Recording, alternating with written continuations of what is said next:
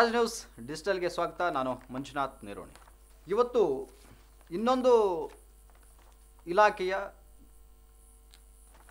ನಿರ್ಲಕ್ಷ್ಯತೆ, ಎಷ್ಟೊಂದು ಬೇಜವಾಬ್ದಾರಿತನದಿಂದ ಅಧಿಕಾರಿಗಳು ಕೆಲಸ ಮಾಡ್ತಾರೆ ಅಂತಕ್ಕಂಥದ್ದು ಒಂದು ವಿಷಯವನ್ನು ನಾನು ಇವತ್ತು ನಿಮ್ಮ ಮುಂದೆ ತಗೊಂಡು ಬಂದಿದ್ದೇನೆ. ಅದು ಯಾವ ಇಲಾಖೆ, ಏನು ವಿಷಯ, ಅದರ ಸಂಪೂರ್ಣ ಮಾಹಿತಿಯನ್ನು ನಾನು ನಿಮಗೆ ಕೊಡ್ತಾ ಹೋಗ್ತೇನೆ. ನಿಜಕ್ಕೂ ಕೂಡ ಬೆಂಗಳೂರು ನಗರದಲ್ಲಿ ನಡೆದಂತಹ ಒಂದು ಘಟನೆ ಇಡೀ ಕರ್ನಾಟಕವನ್ನೇ ಬೆಚ್ಚಿ ಬೀಳಿಸಿತ್ತು. ಅಂಥ ಘನಘೋರ ಘಟನೆ ಒಂದು ನಡೆದಿತ್ತು. ಆದರೂ ಕೂಡ ಈ ಇಲಾಖೆ ಎಚ್ಚೆತ್ತುಕೊಳ್ಳಲಿಲ್ಲ, ಇದರ ಬಗ್ಗೆ ಗಮನ ಹರಿಸಲಿಲ್ಲ. ಆ ಇಲಾಖೆ ಯಾವುದು, ಅವ್ರು ಮಾಡಿರುವ ನಿರ್ಲಕ್ಷ್ಯತೆಗೆ ಏನು ಮಾಡಬೇಕಾಗಿತ್ತು, ಏನು ಮಾಡಿಲ್ಲ ಅನ್ನೋದ್ರ ಬಗ್ಗೆ ಈ ಒಂದು ವಿಡಿಯೋದಲ್ಲಿ ನಾನು ನಿಮಗೆ ಹೇಳ್ತಾ ಹೋಗ್ತೇನೆ. ಬನ್ನಿ ವೀಕ್ಷಕರೇ. ನಿಮಗೆಲ್ಲ ಗೊತ್ತಿರೋ ಹಾಗೆ ಕಳೆದ ನವೆಂಬರ್ 20ನೇ ತಾರೀಕು ಬೆಂಗಳೂರಿನ ಕಾಡ್ಗೋಡಿಯಲ್ಲಿ ತಾಯಿ ಮಗುವಿನ ಸಾವು ಸಂಭವಿಸ್ತು. ಆ ಸಾವು ಯಾಕೆ ಸಂಭವಿಸ್ತು ಅಂತಕ್ಕಂಥದ್ದು ಕೂಡ ನಿಮಗೆಲ್ಲ ಗೊತ್ತಿರುವಂಥ ವಿಚಾರ. ಬೆಸ್ಕಾಂ ಅಧಿಕಾರಿಗಳ ನಿರ್ಲಕ್ಷ್ಯಕ್ಕೆ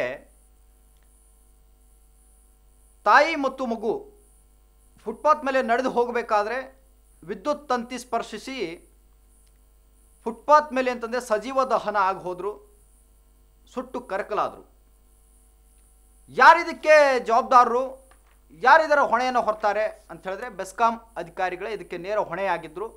ಅವರ ನಿರ್ಲಕ್ಷ್ಯದಿಂದನೇ ಕೂಡ ಅಂತಂದರೆ ಈ ಒಂದು ದೊಡ್ಡ ಘಟನೆ ಕೂಡ ಸಂಭವಿಸಿತ್ತು. ಇದಾದ ಬಳಿಕ ಬೆಸ್ಕಾಂ ಅಧಿಕಾರಿಗಳು ಕೂಡ ಹೇಳಿದರು.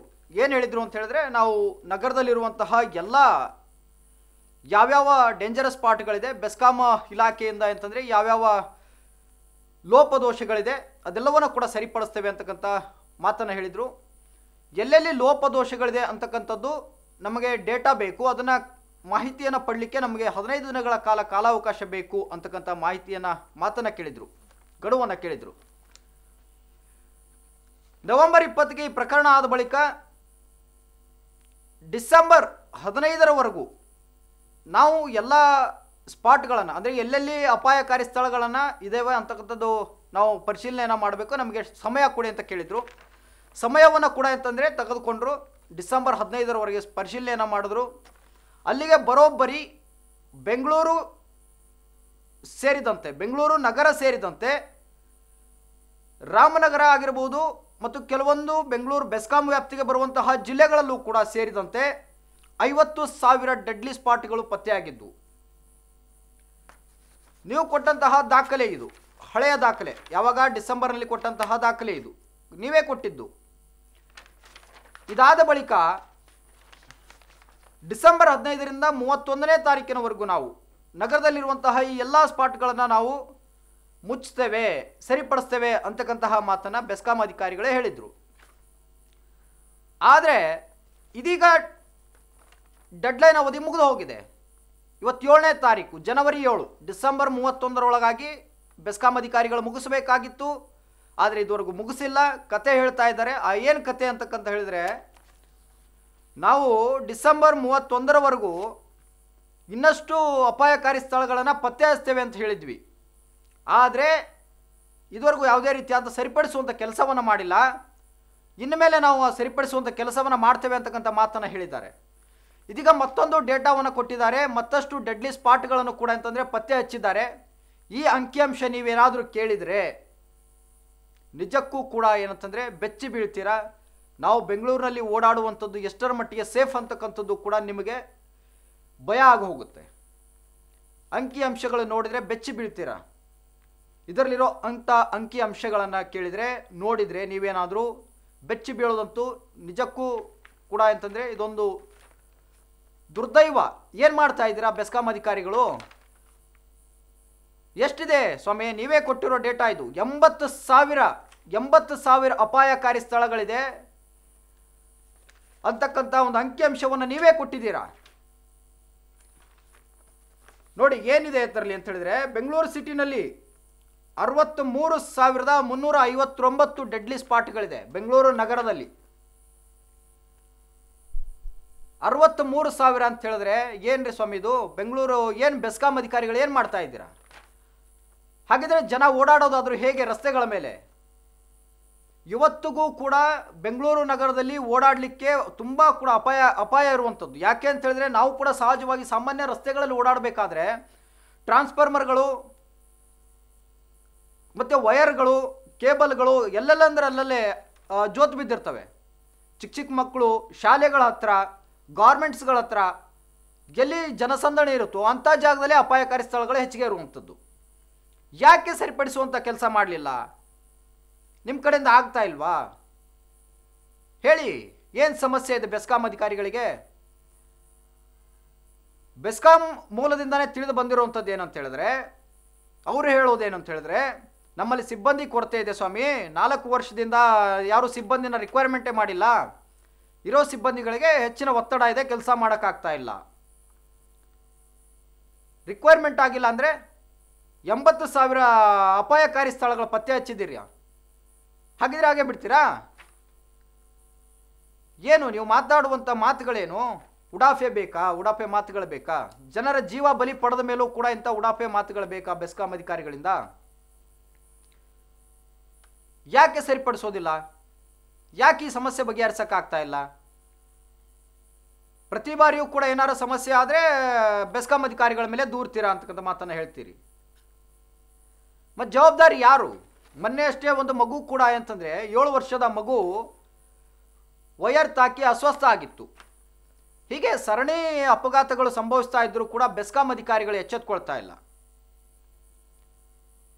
ಯಾಕೆ? ಏನು ಸಮಸ್ಯೆ ಆಗ್ತಾ ಇದೆ ನಿಮಗೆ ಸರಿಪಡಿಸೋದಕ್ಕೆ?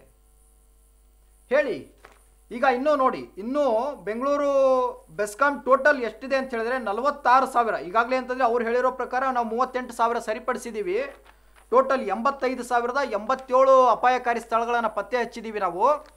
ಅದರಲ್ಲಿ 38,896 ಸರಿಪಡಿಸಿದ್ದೀವಿ ಅಂತ ಹೇಳಿದ್ದಾರೆ. ಆದರೆ ನಾವು ಫೀಲ್ಡ್ಗೆ ಹೋದಂಥ ಸಂದರ್ಭದಲ್ಲಿ ನಮಗೆ ಯಾವುದೂ ಕೂಡ ಸರಿಪಡಿಸಿದಾಗ ಕಾಣಿಸ್ಲಿಲ್ಲ. ಎಷ್ಟು ಬೇಕು ನಿಮಗೆ? ಹಾಂ ಹೇಳಿ, ಇನ್ನು ಎಷ್ಟು ಬೇಕು? ಇನ್ನು 46,191. ಇದು ಟೋಟಲ್ ಬೆಂಗಳೂರಿನಲ್ಲಿರುವಂತಹ ಅಪಾಯಕಾರಿ ಸ್ಥಳಗಳು.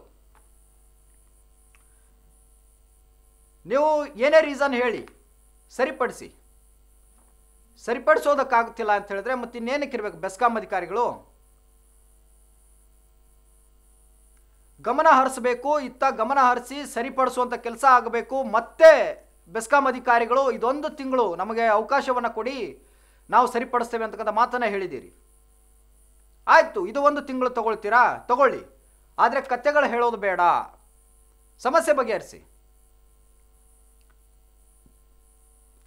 ನೋಡೋಣ, ಇನ್ನೊಂದು ತಿಂಗಳು ಅಂತ ಹೇಳಿದ್ದಾರೆ. ಈ ತಿಂಗಳಲ್ಲಿ ಎಷ್ಟು ಅಪಾಯಕಾರಿ ಸ್ಥಳಗಳಿದೆ ಅಂತಕ್ಕಂಥದ್ದು ಕೂಡ ಬೆಸ್ಕಾಂ ಅಧಿಕಾರಿಗಳು ರಿವೀಲನ್ನು ಮಾಡಿದ್ದಾರೆ, ಅಂಕಿಅಂಶಗಳನ್ನು.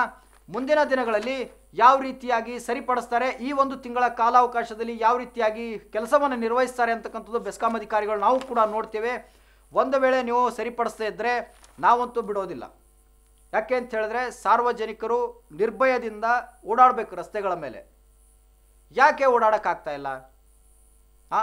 ಜನ ಭಯದಲ್ಲಿ ಬದುಕಬೇಕಾ ಬೆಂಗಳೂರು ನಗರದಲ್ಲಿ?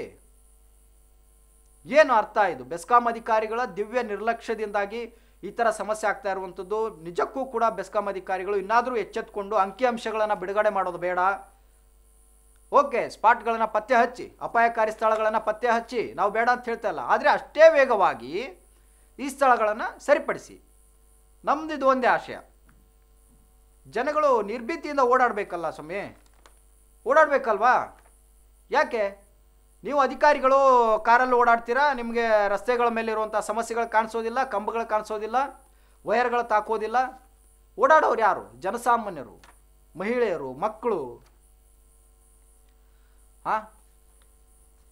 ನೋಡಿ, ನಿಮ್ಮ ಪ್ರಕಾರ ಇನ್ನೊಂದು ತಿಂಗಳು ಡೆಡ್ಲೈನ್ ತೊಗೊಂಡಿದ್ದೀರಾ. ಈ ಡೆಡ್ಲೈನ್ನ ಪ್ರಕಾರ ಒಂದು ವೇಳೆ ನೀವೇನಾದರೂ ಸರಿಪಡಿಸದೇ ಇದ್ದರೆ ನಾವು ಮಾತ್ರ ಬಿಡೋದಿಲ್ಲ, ನಿಮ್ಮ ಬೆನ್ನು ಹತ್ತೇವೆ, ಸರಿಪಡಿಸುವಂಥ ಕೆಲಸವನ್ನು ಮಾಡಿಸ್ತೇವೆ. ಇನ್ನಾದರೂ ಎಚ್ಚೆತ್ತುಕೊಂಡು ಬೆಸ್ಕಾಂ ಅಧಿಕಾರಿಗಳು ಸರಿಪಡಿಸಲೇಬೇಕು.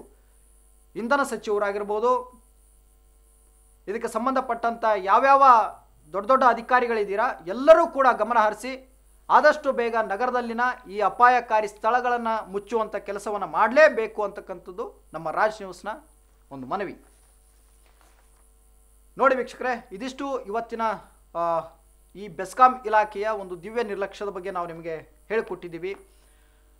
ಇನ್ನು ಮುಂದೆಯೂ ಕೂಡ ಅಂತಂದರೆ ಇಂತಹ ಇಲಾಖೆಯ ನಿರ್ಲಕ್ಷ್ಯತೆ ಆಗಿರ್ಬೋದು, ಭ್ರಷ್ಟಾಚಾರ ಆಗಿರ್ಬೋದು, ಏನೇ ಇದ್ದರೂ ಕೂಡ ನಾವು ಈ ಒಂದು ರಾಜ್ ನ್ಯೂಸ್ ಡಿಜಿಟಲ್ನಲ್ಲಿ ನಾವು ನಿಮಗೆ ಹೇಳ್ತಾ ಹೋಗ್ತೇವೆ.